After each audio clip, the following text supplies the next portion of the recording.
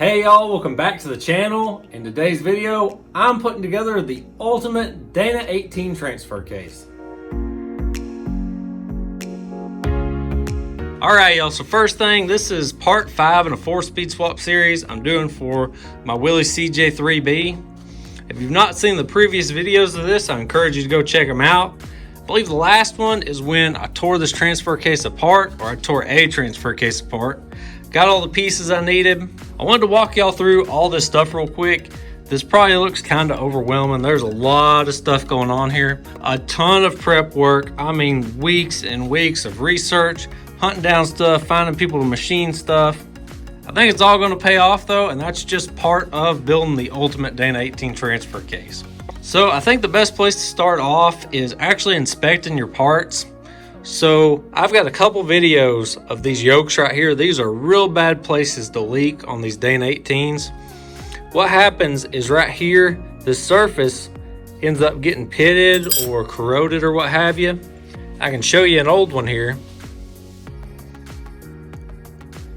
You can see all the pits, even some little grooves or what have you in there. And all that oil just kind of sneaks through them pits, comes out in your emergency brake there, or it leaks out the front and makes a mess. I've opted for the front one, a brand new one. Never had a brand new yoke before, so we'll see how that works out. On the rear here, I got a speedy sleeve. I've got a video of how to install these right here. These essentially just resurface where that seal rides at. They are a little expensive, but I've been finding them like half price on Amazon if you keep your eye out. It's always a good idea to inspect the little bushing that's down inside of here. It's a pain in the butt to get out if you do have to replace it. I've never had to replace one. And if you do replace it, make sure you ream it to the correct size. Check it against the shaft that goes in there and everything. There's a vent on top of this bearing retainer right here, this little vent right here. Need to make sure that that's clean, that's not plugged up, got dirt or anything in it. Because if that vent's plugged up, it'll actually build up pressure in your transfer case like when it gets hot. And you'll start blowing seals and leaking oil, and it just makes a mess. Something that's never really been on my radar is this other bearing retainer. It's got your little speedo gear and everything down in it. I just happened to notice that there was a bunch of junk down inside this, and this goes right up in there. And I got to fooling with it and looking at it, and there should be, you can kind of see a square cut, and that's where your speedo cable attaches out. Unfortunately though, I guess whoever removed this, or maybe it just wore out and broke over time, a piece of the speedo cable was still stuck down in there. I saved it to show y'all, and I don't know how in the world I got that thing out, but I got it out. It's something you wouldn't think about looking for, but it's a lot easier to fix that here on the bench than it is once I put it under the Jeep. Now, probably the most obvious thing to inspect is your gears. Make sure no teeth are chipped or wore out or anything. In my case, I've got brand new gears. These right here are Teraflex low gears. They're a 315 low gear versus the 246 stock. If you cast your mind all the way back to the first episode in this series, I had that poster board with all the different gear ratios and stuff, and this was as low as you could go in these. I think somebody's got a 5-to-1 kit now, but you end up having to modify the case to fit them because they're just so big. I'm really excited to have found these. What's crazy is this is the original box, and it's just been sitting on the shelf for years, and you can see right down here the date on it is 10/2004. So these have been sitting new in the box since 2004. I just couldn't believe I got my hands on them. So these are a good segue into upgrades. Obviously, this is a huge upgrade. It's really going to help with control and performance and everything. I believe Herm the Overdrive guy is starting to reproduce these now.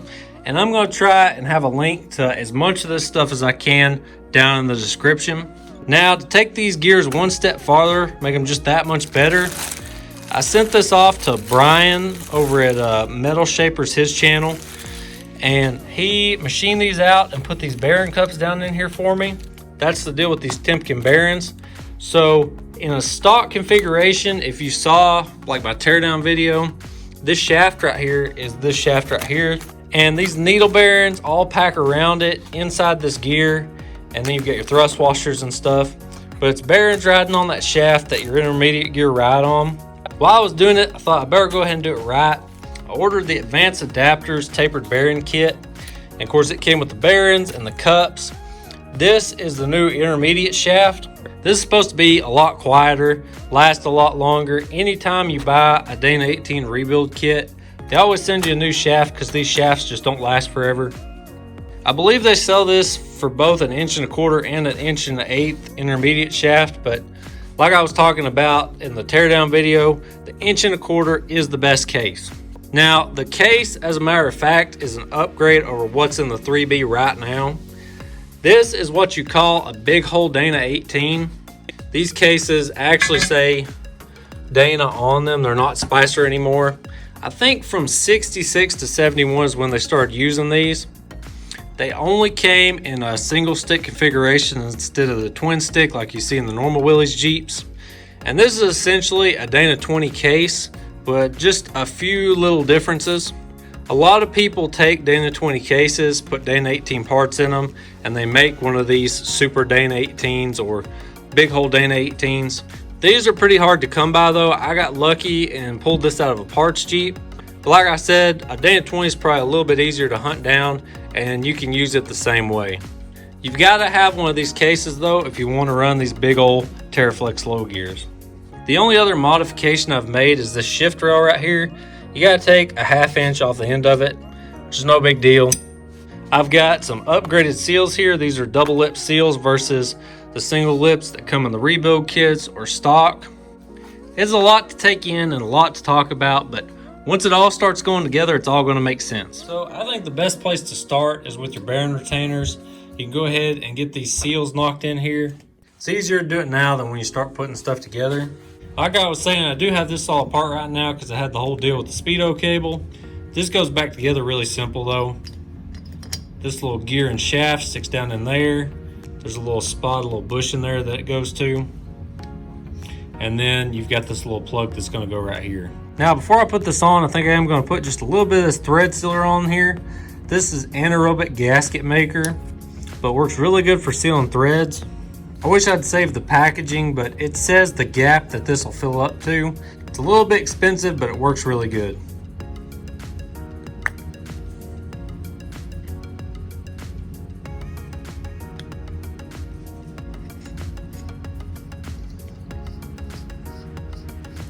And then you can tighten that up with a 7/8 socket.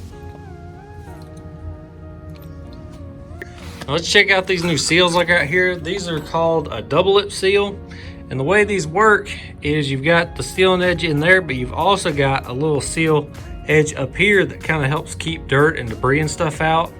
So one keeps the trash out and one keeps the oil in.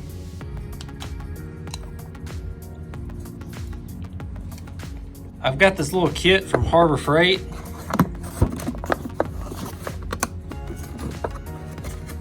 It's got all these different sizes of aluminum pucks for knocking seals and stuff like this in.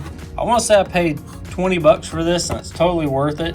You can go find a big socket or a piece of pipe or something that fits this, but you'll almost always have the size you need in here. It's got an aluminum handle that screws onto everything. I also have a gasket kit here from Crown, and I've been pretty happy with their gasket kit so far. It comes with all the seals, the little shift rail seals here and stuff. But what's kind of odd is on these, you're going to have these little gaskets right here, and they actually go up under your oil seal. They sit down in here, and then that oil seal drives on top of that. I've never took the chance on not using one, but I've always heard if you don't have this little paper gasket down in here under here, that this is going to leak.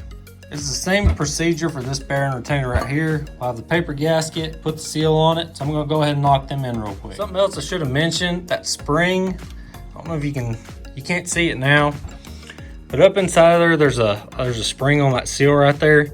You want that spring facing towards whatever you're trying to seal. So you want that spring going to the inside of the transfer case like I got these.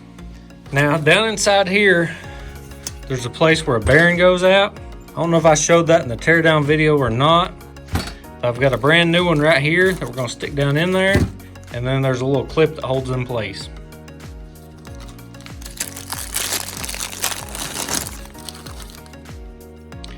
some of these might have a little snap ring groove on them or something, but there's no wrong way to put this in. There's no top or bottom.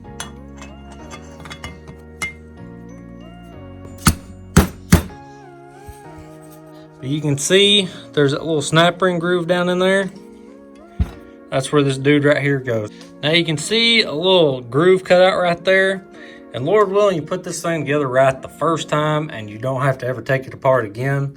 But maybe for the next guy, if you put an end of your snap ring somewhere near that right there, when they go to take this thing back out, they'll really appreciate it. Getting that snap ring down in there ain't too big of a deal. It's kind of hard to show on camera because you gotta get in there, but just a little flathead screwdriver, just work it around, get one end in there, work it around, it'll drop right in there. Got that end pretty much right there where I wanted it.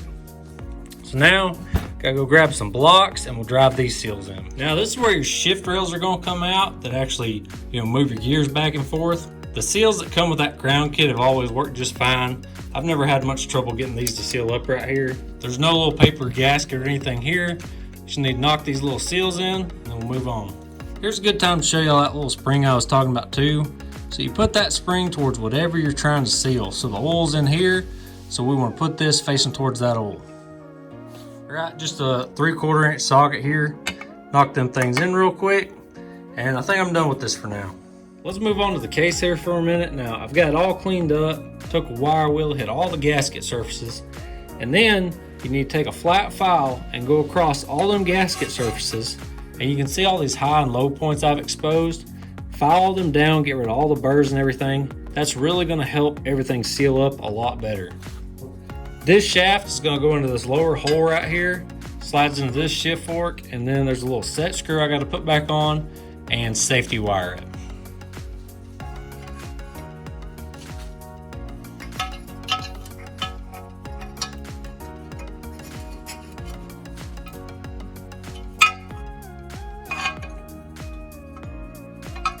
You can see I got that safety wire down in there.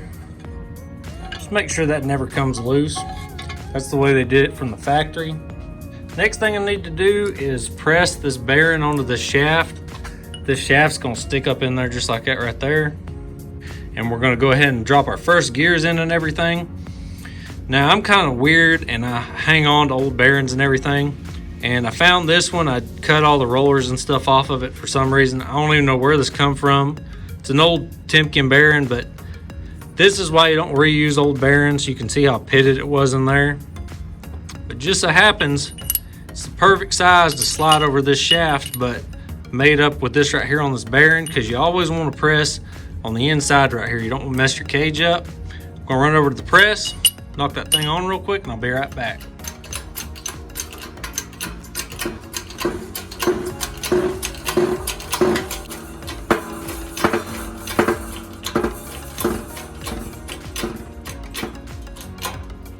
Got that bearing pressed on there, no problem. It's nice to have stuff like that, that little old piece of bearing to do stuff like that. I save a bunch of old parts, even if they don't even look like they're any good anymore. You never know if you're gonna need them. So this is a pretty exciting part.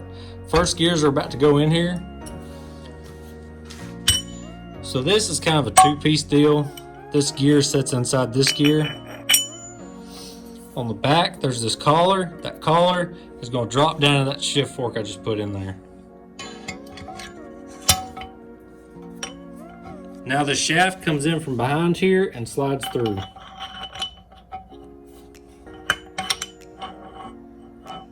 You can see down in there, there's a little groove for a snap ring, and there's a little space between that gear and that groove. So I've got a thrust washer that's going to slide on. You can see a slot that goes all the way up there. That's how this will go. And then a snap ring that goes on in front of that into that groove. This part can be a little bit annoying. Snap rings are always annoying. Once you get worked up on that shaft, once you get started, it goes on pretty easy.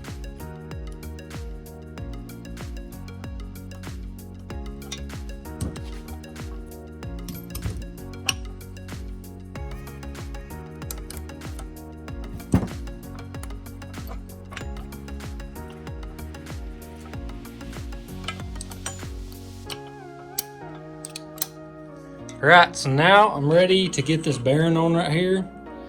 This is a really light fit, should just be a slip fit. But you still gotta take a little punch or something and you're gonna have to help it up on there. And it should seat right up against that snap ring I just put on there.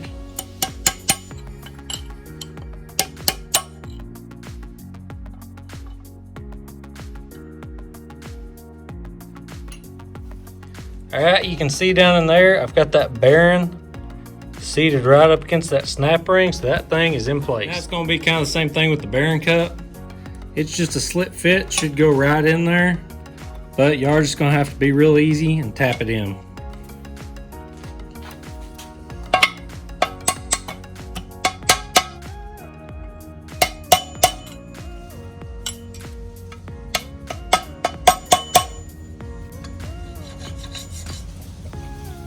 Alright, so let's bring this dude back for a second. I put that little shaft back in there. That's what your yoke ends up bolting to right there. Now, there's another shift rail and shift fork that goes up in here, this dude right here. This engages with this right down in there. So there's really only one way that can go on. Now this shift rail will be the first one to go through the new seals that we put in right here. You gotta be real careful you don't tear them seals when that's coming through, because this little notch that your lever engages with is real bad to grab those. So I put just a little bit of that assembly lube on here just to kind of help it. Put this on right here, and then this all goes together at the same time.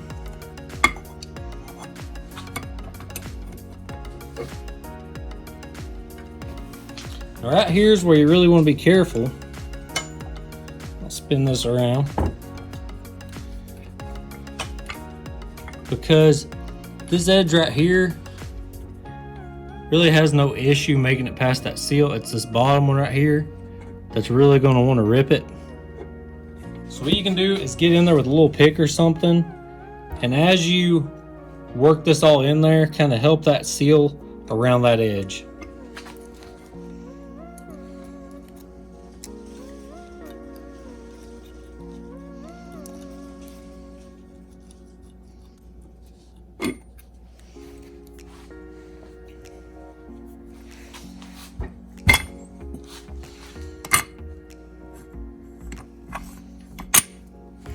Go ahead and pull this out of my gasket kit. Of course, that's going to go right there. Now, I've kind of got this bearing tapped below the surface just a little bit, but what really ends up setting that bearing depth is on the back of this. There's this lip right here, and that is going to push that down exactly where it's supposed to be at.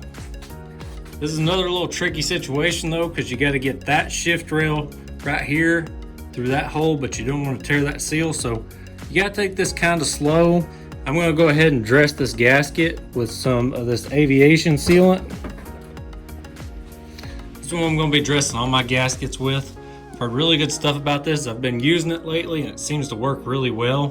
One other thing I'm gonna do before I put this together, of course I put assembly lube on this, but I'm gonna put some down in here too for that little bearing in there, that little bushing we were talking about.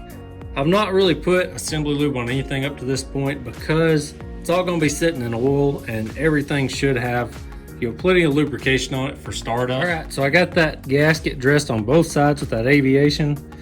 If you ever wanted to take something back off, you'd really only want to dress one side of a gasket, but I have no intention of ever taking this back off. I just want to seal up really good. Now, if you really wanted to at this point, you could put this little interlock pin back in your bearing retainer shift lever assembly deal over here. What this little interlock pin does, it keeps you from putting your Jeep in two-wheel drive low. You can't go into low gear in two-wheel drive. You got to shift to four-wheel drive and then to low gear. Taking this out doesn't hurt anything at all. I really don't even know why it's there. Now, if you got lockout hubs or something, you can kind of replicate that, but there's no harm in leaving this thing out. I'm going to leave it out because I really don't see the point in having it.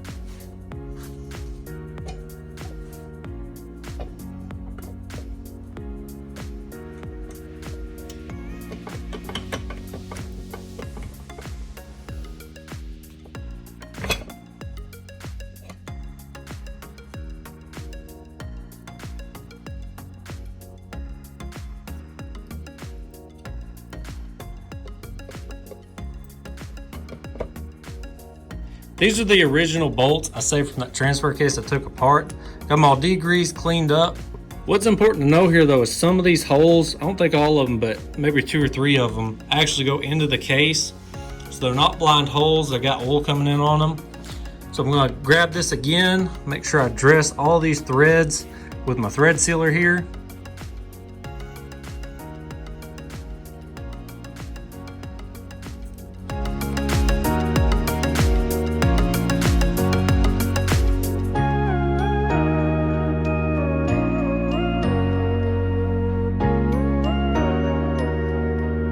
Got all these just snugged up here. I got them down to where they touch. Like I was saying, there's that piece that's going to set that bearing cup, and you can see there's a gap. You can see the light through there. So now that these are all touching and snug, I'm actually going to just tap around with my dead blow or maybe my brass hammer. I'm going to kind of help it down instead of pulling it down with these. And then once I know that this is setting down on the surface, I'll go ahead and tighten these up the rest of the way.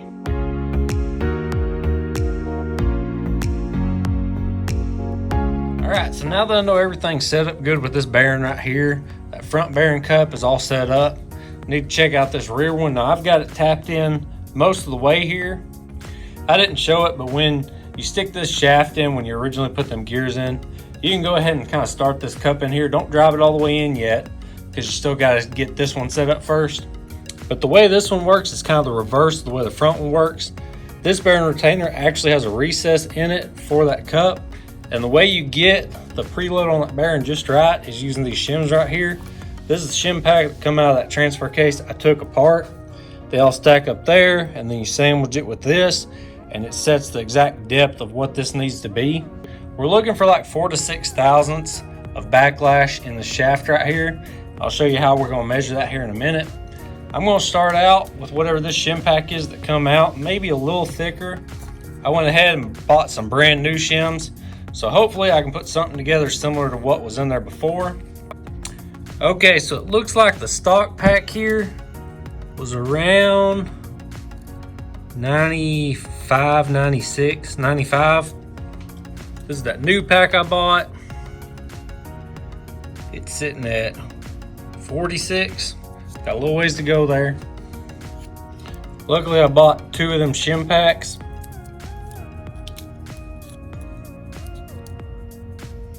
Looks like we're sitting at about 103 there. All right, I pulled one of them new shims out. That's got us setting right about where we need to be, about 98, 97 or so. I'd rather it be a little bit too thick than too thin. If you're knocking in too much, then you gotta tap on the end of that other shaft, kind of work that cut back out, and then you start over. I'm gonna put these on and put that bearing retainer on, and then I can measure the end play in this.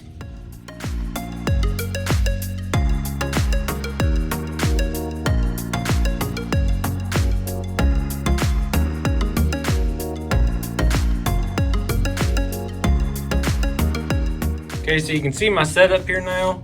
I've got a magnetic base, and you want it on your case somewhere, a flat surface. This is just a Harbor Freight base. I only paid, I don't know, 15 or 20 bucks for it. This is a pretty decent gauge, this little dial indicator. It's a Mitutoyo. But I've got this theory about stuff like this at Harbor Freight. They ain't gonna make a whole new factory just to make dial indicators. For what I'm doing here, I'd say you'd be all right. We want this backlash on this shaft to be somewhere between like 2 to 8 thousandths. So 4 to 6 is really the ideal spot you want to hit, right in the middle of that. You want to push it all one way. You push it or pull it. Get all the slack out of it one direction. Zero the gauge out. And then we're going to pull it this way and see how much backlash we got in it.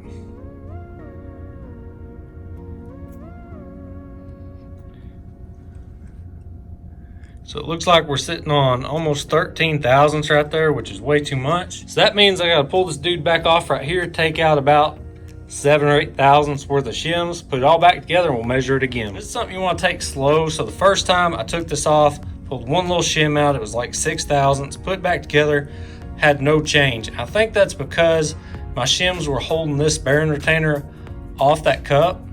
So the second time when I took another one out, That got in there real nice, and now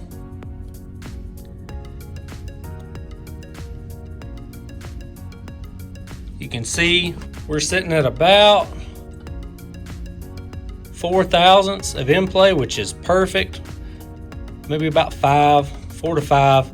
So this has got my shim pack set up. Now that I got both my front and rear bearings set up where they need to be at, I got the proper backlash on this. I'm gonna have to take this back apart one more time, take this whole shim pack apart, and I'm gonna spray it all down both sides with this spray a gasket sealant. And all this is gonna do is help prevent oil from seeping through the different layers of them shims. These shims are a bunch of little bitty, like 5-6 thousandth shims. The original pack was made up of some thicker ones, which I don't know if that's a good thing or a bad thing. I wonder if these smaller ones compress better and keep things from leaking. Either way, it's a good idea. It's just one less thing to leak on here. And this doesn't really add any thickness to the stack up on that. I'm gonna pop that back off, spray them down, we'll move on to the next step.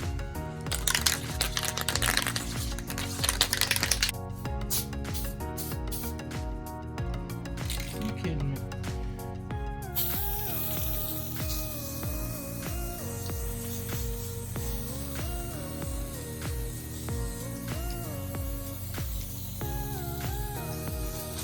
Well, I got all this put back together. Now, I'm not ready to seal these bolts just yet. These bolts hold on the emergency brake backing plate, but these holes do go into the case. They're not blind holes, so when you put these on, you gotta remember to seal them threads. Now, my spray gasket kind of turned into a mess. I bought this can off Amazon, and I think I paid 15 or 20 bucks for this stupid thing. And the can's defective. It was just spraying everywhere. I think I got enough on there though that those will seal up. I feel really good about this though. I did check this one more time just because that spray gasket can messed up. I didn't want to put too much gasket material on there, but this is still sitting right there at 4 thousandths, so everything looks good. I'm ready to flip this case over though and put that intermediate gear in. Well y'all, learn from my mistakes. Don't let this happen to you. Look what I forgot to put in there. My little speedometer gear, so I gotta pop that back off real quick, especially before that spray gasket stuff dries up, and get this dude slid up in there.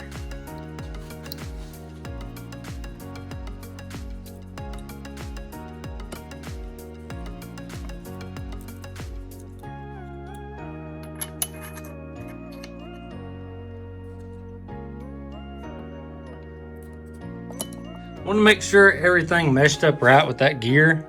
So I got a little flathead screwdriver that'll fit down where that speedo cable goes.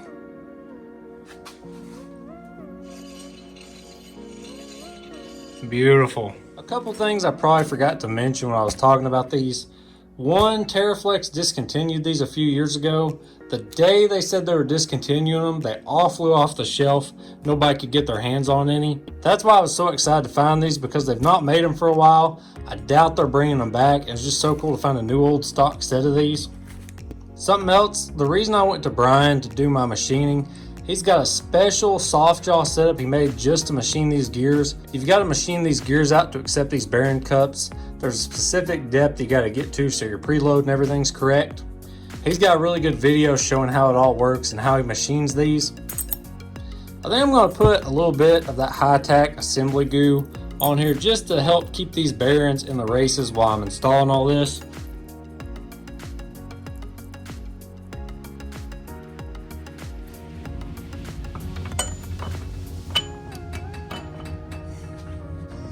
The gear is running into the case and it's all the way slid over this way. It's like my bearing's not even going to clear right now. It's just not going to work. It looks like I'm going to have to cut out some of this right here for this gear to pass down in there. This is stuff that's nice to know though before you've got stuff in here, because I don't want metal dust getting into all my fresh bearings and everything. So I'm going to have to be really careful about the way I fix this. Y'all can see my handiwork right there. Just a ton of just hand filing, because I didn't want to get chips all in this case and get them in bearings and everything.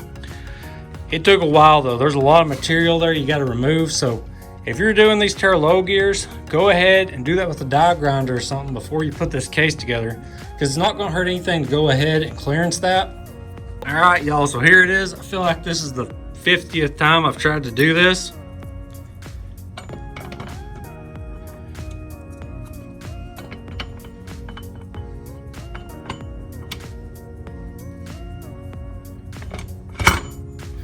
And there it is. Now that I got that down in there, our new intermediate shaft kit, we got a little exploded view here.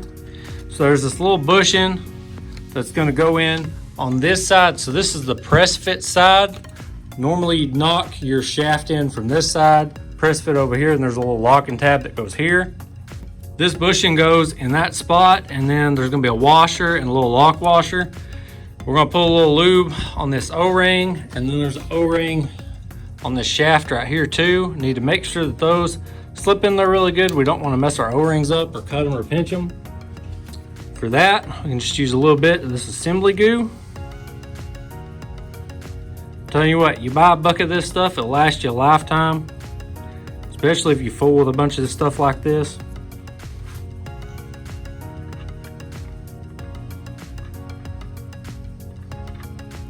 I actually scratched that. Like I said, this is the press fit hole, so I guess it's kind of tapered that way maybe a little bit. You want to put that bushing in before you drop that gear in.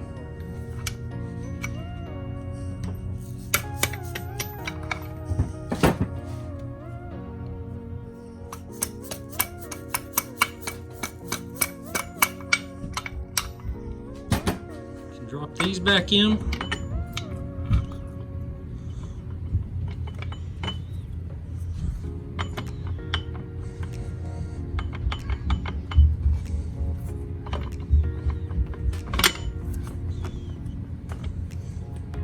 Now your intermediate shaft, it slides in just like the stock one would have. And there's this tap hole here. That is for that little tab that captures this. So you want this little notch facing right towards that tapped hole. You might have to lift the gear up just a little bit to get it started.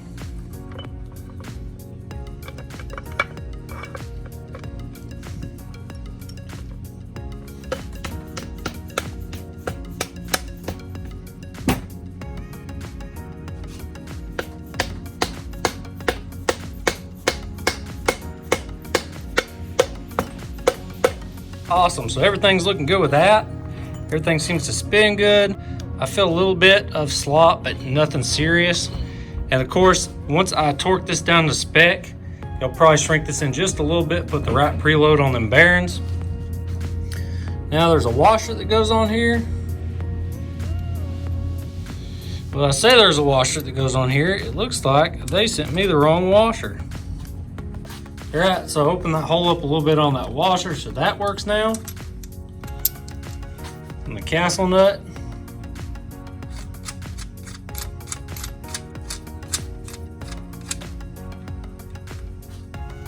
Actually, I'm just gonna go ahead and use this Locknut I bought. I found it on McMaster-Carr. It'll be linked down below. Brian mentioned having issues with that castle nut, like torquing it down, but the cotter pin don't line up. Or in my case, it almost looks like they drilled that hole too high or something. Anyways, I've got this, so I might as well use it. So I dug around in my parts bin. I found one of them tabs because I could not find the one I took off that other transfer case. So I've got that side locked down, and boy, you couldn't ask for better alignment. That right there is perfect. On this side, I got on Advanced Adapters website and looked up what their torque spec is for this. And actually all they say to do on there is to tighten it up like 2 flats and then see how this feels. And then just kind of do it like a wheel bearing, like tighten it up, I guess, till it almost drags or something like that, then back it off a little bit. There's almost no slop in it now, but everything turns good. Advanced Adapters does say though, like every 50,000 miles, you need to check this, maybe readjust it. And it's not like it's that hard to get to. It's about like this thing's just putting itself together right now. Everything's just falling into place. Had that one little hiccup right there, and that's no big deal. This little shift drill right here, this is the one I shortened up a 1/2 inch. And you can see it down in there. And this gear right here is what we was worried about that running into. That's why I shortened it up. Before I forget, I do need to put my little detent balls and springs in here. Keep these things in position. I'm gonna grab them real quick. On either side of this, there's these little bolts, and they hold in these little springs and balls. These are your little detent balls that lock these shift rails into position, 4-wheel drive, 2-wheel drive, high and low. In between these rails, that's where this little interlock pin would have went. You gotta drop it in before you put this on for this to work. All you gotta do though is drop one of these balls in, put the spring behind it, and then tighten this dude back up right here.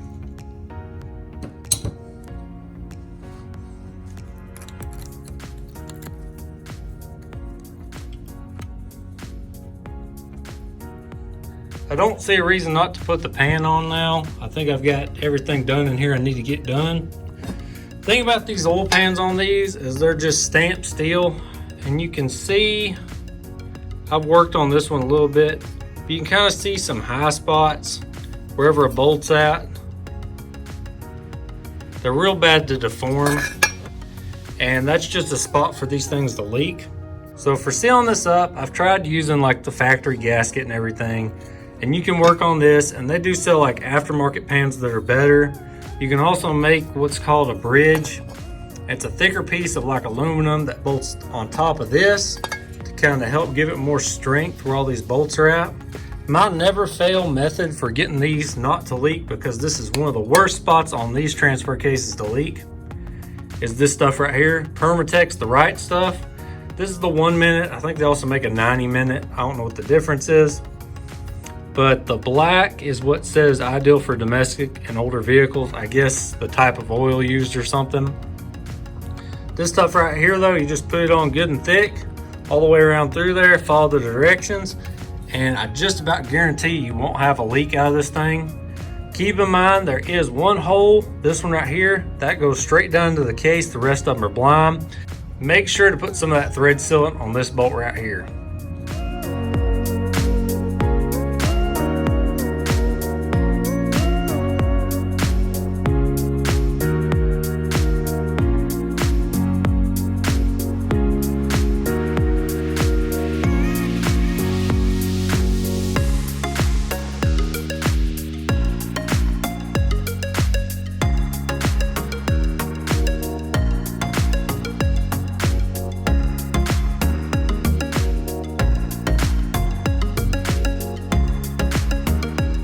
On to the emergency brake assembly now.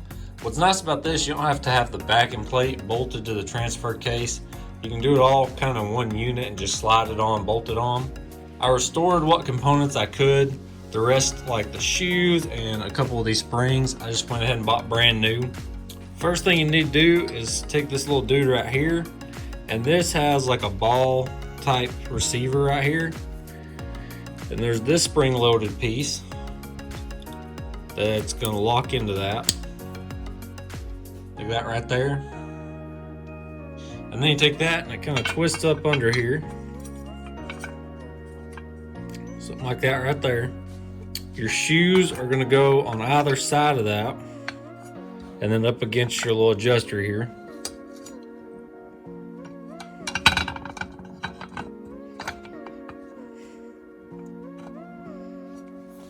So there's a couple different springs here. There's one with a hook on each end.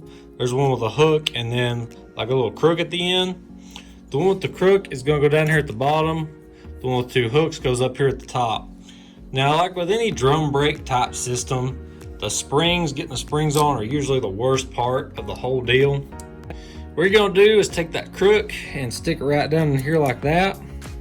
Then just work this shoe around however you need to get that hook over here in this brake shoe. All right.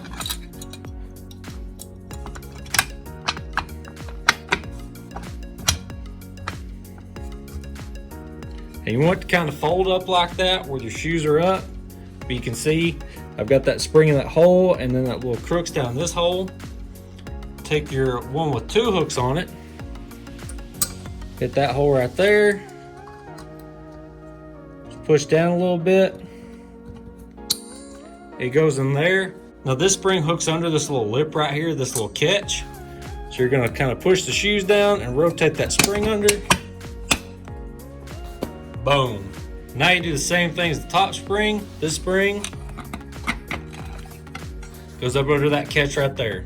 All right, so I got a bolt on standby with thread sealer already on it. And I got all the bolts out of my bearing retainer here. Now I also went ahead and put the emergency brake lever on. It just bolts up underneath this bearing retainer. This little ball catch piece right here, this little hook, that goes to this dude right here. Kind of similar how it did to this one right here. It's going to catch in between that spring and then kind of that cone shaped piece right there.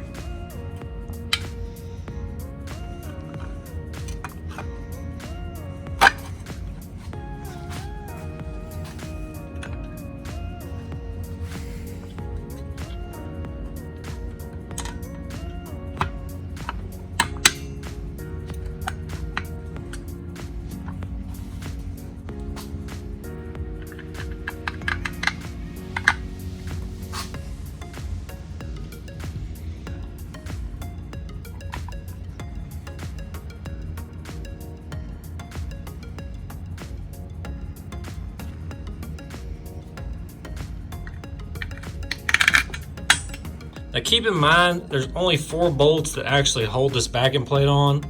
These 3 are those long bolts that go all the way through the bearing retainer. There's that one other bolt back behind here that also holds on the bearing retainer. It's shorter, but a little longer than this one. This one, it just goes into a blind hole into that bearing retainer. That's the last bolt to hold this emergency brake assembly on. So now's a good time to go ahead and kind of set up where the shoes hit this emergency brake. So right now, see it's way too loose. So we can use our little adjusters here.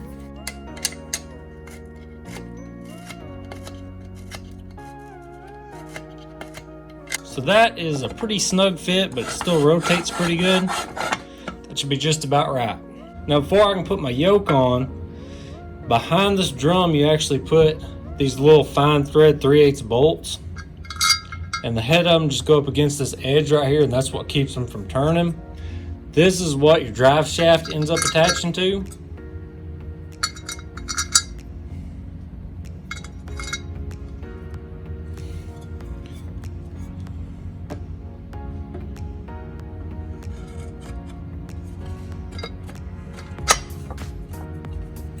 So there's this little felt seal right here. It's going to go on, and that's just another kind of dust protectant, or I guess if you do have any kind of little leak at first or whatever until it all seals up, which you shouldn't, but it's just kind of there to protect it all.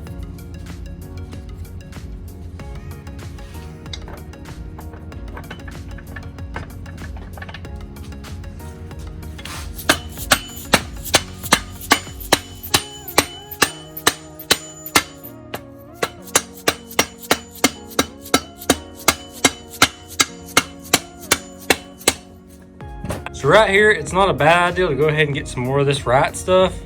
Put a little bit on the back of the washer that goes right here, because occasionally, sometimes a little bit of oil can slip past them splines. The way this is all sealed up, it shouldn't, but it's just a little added protection.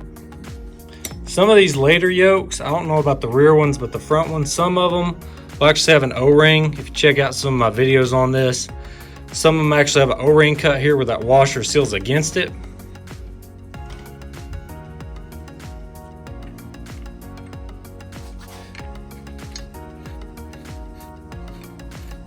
So you'll tighten this nut up with a 1 1/8 socket. These do need to be torqued to a specific amount. I'm gonna wait till I put it on the Jeep to torque these. It's just a little bit easier than trying to do it on the bench. I'm gonna snug it up with an impact though.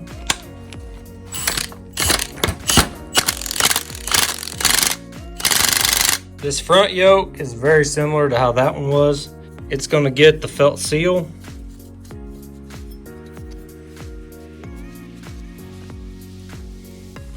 And then just slide it on there. A little bit of the right stuff on that washer. And then the nut. Now on earlier transfer cases, instead of these lock nuts, they're actually going to be like castle nuts. You have to put a cotter pin through it. They're a lot more aggravating to deal with.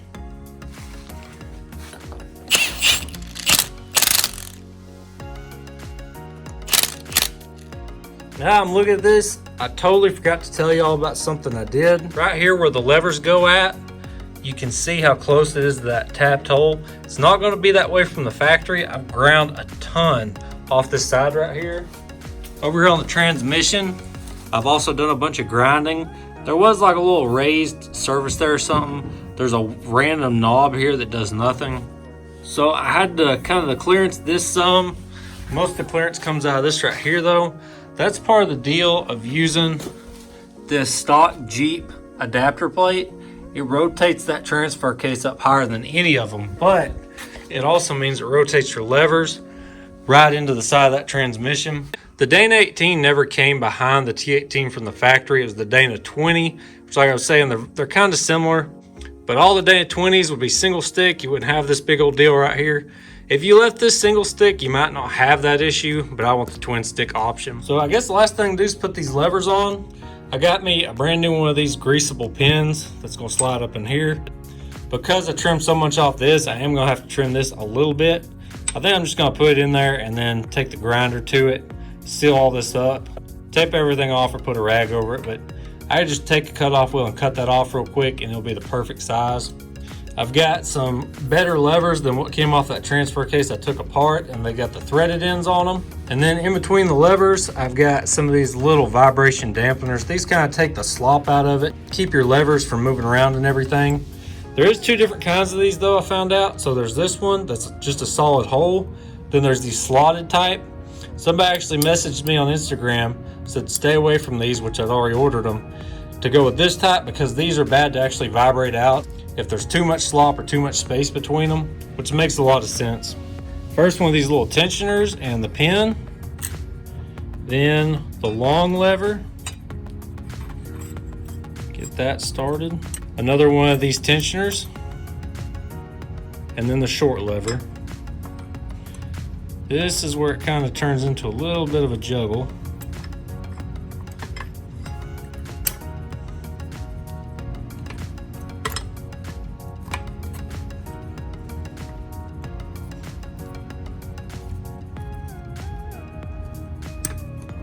Go. And there's little notches too, you can see, that capture those.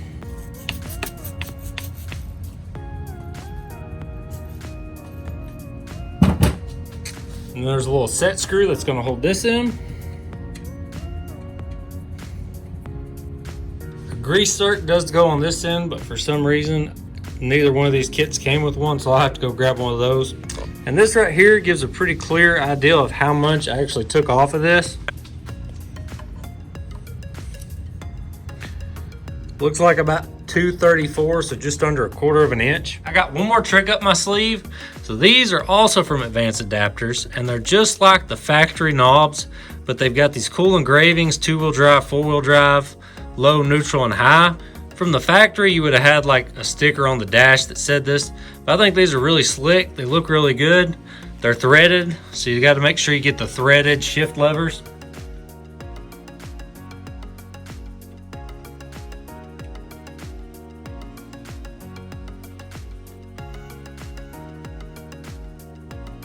At this point, usually you'd be bolting it up to the transmission, which in my case is this T18, but if it was the stock T90, it'd be the same deal. There's one more gear that's gonna go up in here, and that's your little main shaft gear right here. Normally this bolts up to the transmission. This slides up on in there, connects up with this gear, and that's what connects these two. Now in my case, I actually don't need this gear, and that's all I'm gonna say about that for this video. Y'all can guess what's gonna happen down in the comments. There is a few little things I need to finish up, like I need jam nuts for these knobs right here. Of course, I gotta get a zerk fitting for that. Trim this pin off right here. I did hunt up the fill plug for this, so I got that put on. I think this is as far as I'm gonna take it on the bench though. Well, y'all, I can't believe how far this thing's come since a few months ago when I started talking about this 4-speed swap. I really feel like I've took my time, I've done my research, I found the best components I can. Especially with this Dana 18 here. It took forever doing all the research, finding the parts, finding people to do the machine work. Good things take time though. I think it's all gonna pay off.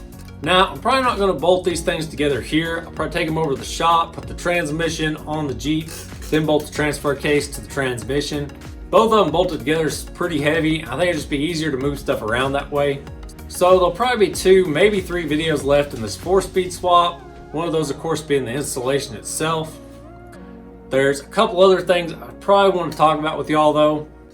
One of those being why I'm not using that main shaft gear, which I'm super excited to show y'all.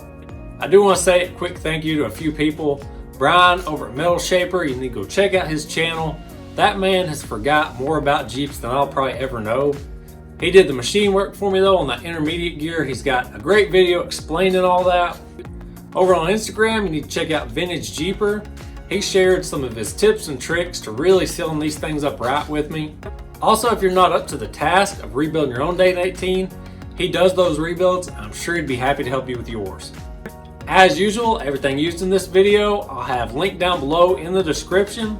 I really appreciate y'all checking out this week's video. I hope you enjoyed it. I'll see y'all next time.